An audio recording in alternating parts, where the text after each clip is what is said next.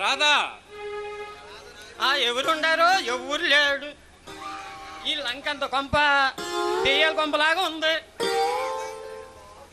అది సరే కాని బావా, ఇంటికి ఇంతకు నువ్వు వచ్చిన పని ఏంటి?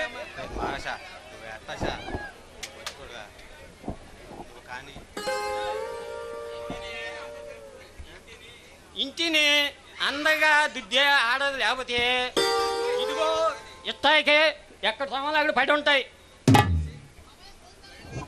కానీ అబ్బా రామనాథం బావా, అవన్నీ ఇప్పుడు ఎందుకులే కానీ ఇంతకు నువ్వు వచ్చిన పని ఏంటో చెప్పకూడదు? చూడు బా, అవతల పెళ్ళిడికి వచ్చి నా కూతురు బావా బావా అంటూ తెగ కలవరిస్తుంది. యువతల నీ కొడుకు పెళ్ళి పెళ్ళి అంటూ తెగ కంగారు పడుతున్నారు. వీళ్ళిద్దరికి మంచి ముహూర్తం చూసి పెళ్లి చేయతే పోలా. ఆ విషయం గురించి నేను ఆలోచిస్తున్నాను. ఆ మూడు ముళ్ళు వేయించేస్తే నాకు బాధ్యత తీరుతుంది, పైగా వాడికి ఓ బాధ్యత ఏర్పడుతుంది. ఏంటి నాన్న ఏదో బాధ్యత అంటున్నారు? అరే రామనాథం మావయ్య. రాలుడు రా, నీ గురించే మాట్లాడుతున్నాం. నా గురించా? నా గురించి ఏం మాట్లాడుకుంటున్నారు? ఏమీ లేదురా, ఈ నెలలో మంచి ముహూర్తాలు ఉన్నాయట, నీకు లక్ష్మికి పెళ్లి చేసేద్దామని చెప్పడానికి వచ్చాడు మీ మామయ్య. నా పెళ్లికి ఇప్పట్లో అంత తొందరేమీ లేదు. నీకు తొందర లేదు సరే, అవతల నా కూతురు తెగ తొందరపడుతుంది. దాన్ని నేను కన్నందుకు మరీ తొందరపడుతున్నా. అంత తొందరగా ఉంటే ఓ మంచి సంబంధం చూసి పెళ్లి చేయండి మావయ్య. రే కుమార్, ఏంట్రా నువ్వు మాట్లాడేది? మతుండే మాట్లాడుతున్నావా? అవును నాన్న, లక్ష్మిని పెళ్లి చేసుకోవడం నాకు ఇష్టం లేదు. కుమార్ యారా ఎందుకు ఇష్టం లేదు? నేను తలుచుకుంటే రేపు ఈ పాటికి 1,00,000 మందిని పెళ్ళికొడుకుని తీసుకొచ్చి పెళ్లి చేయగలను. ఆ పని చేయి మావయ్య, బాగుంటుంది. కానీ అది నిన్ను తప్ప వేరే ఒకరిని పెళ్లి చేసుకొని అంటుంది. కుమార్, లక్ష్మిని పెళ్లి చేసుకోవటం నీకెందుకు ఇష్టం లేదురా? వేరే కారణాలు ఏముంటాయి, నాకు ఇష్టం లేదంతే.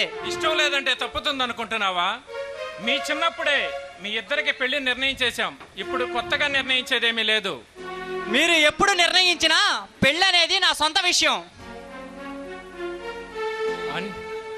అరే ఏమిట్రా నువ్వనేది? నీ పెళ్ళాన్ని నిర్ణయించే హక్కు తండ్రిగా నాకు లేదంటావా?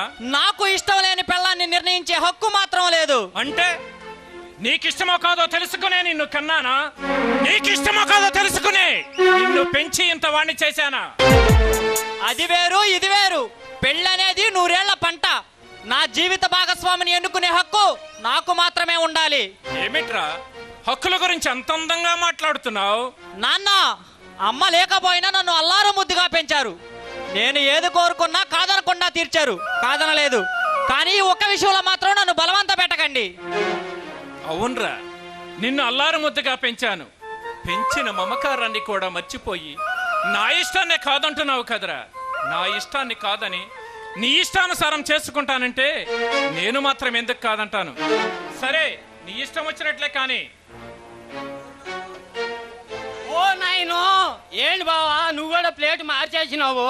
ఏం చేయను బావా, నువ్వు ఇంటూనే ఉన్నావు కదా. అయ్యో అయ్యో, నా కూతురు పోతుకు నాశనం అయిపోతున్నా.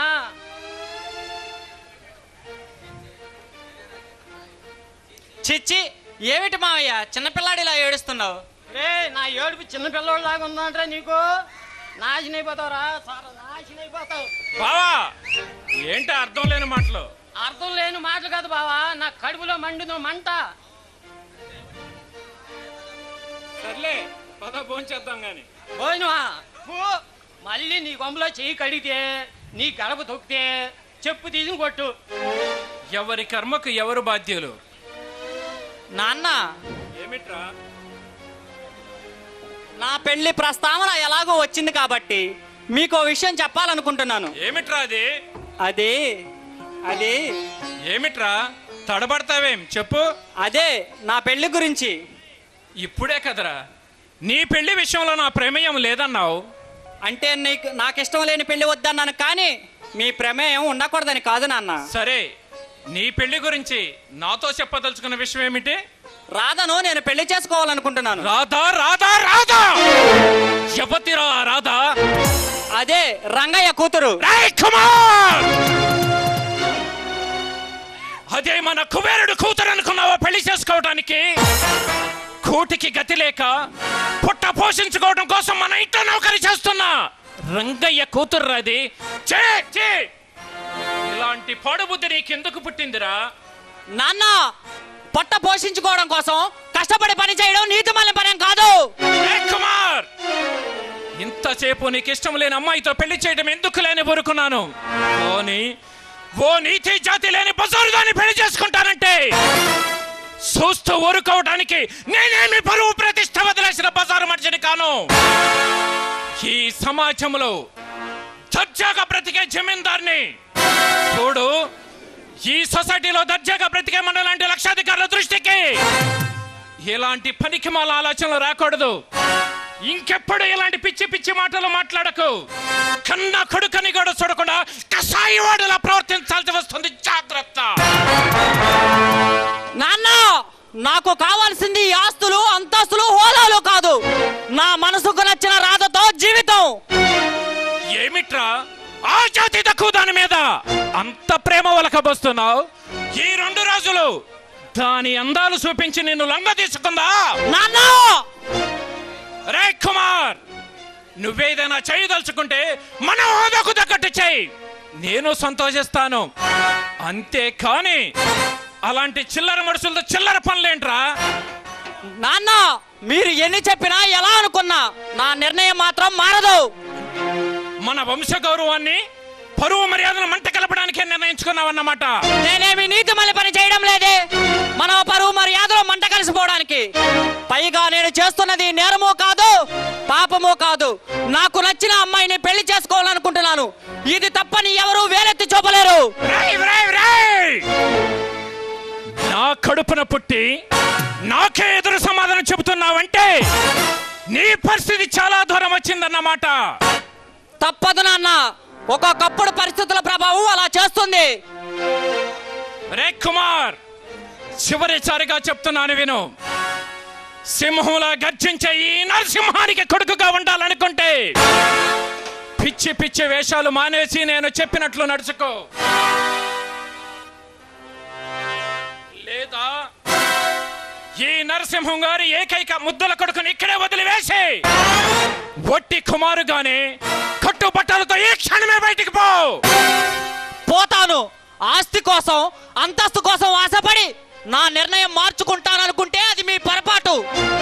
ఏ నాటికైనా ఆ మెట్లు దిగి కిందకు మీరు రావాలేమో కానీ నేను మాత్రం పిరికితనంతో నా మనసు మార్చుకునేదే లేదు.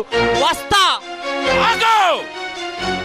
బయటకు పోతే బ్రతకలేవు. బ్రతకడానికి ప్రయత్నం చేస్తాను. ఈ సమాజం నిన్ను నీచంగా చూస్తుంది. అంత నీచమని పని నేనేమి చేయడం లేదు. అయితే నీ నిర్ణయం మారదన్నమాట. నా నిర్ణయం మారే ప్రసక్తే లేదు. పోరా పో. నా కొడుకు సచ్చాడనుకుంటాను. ఇంకెప్పుడు ఈ ఇంటి గుమ్మం తక్కకు పోరా.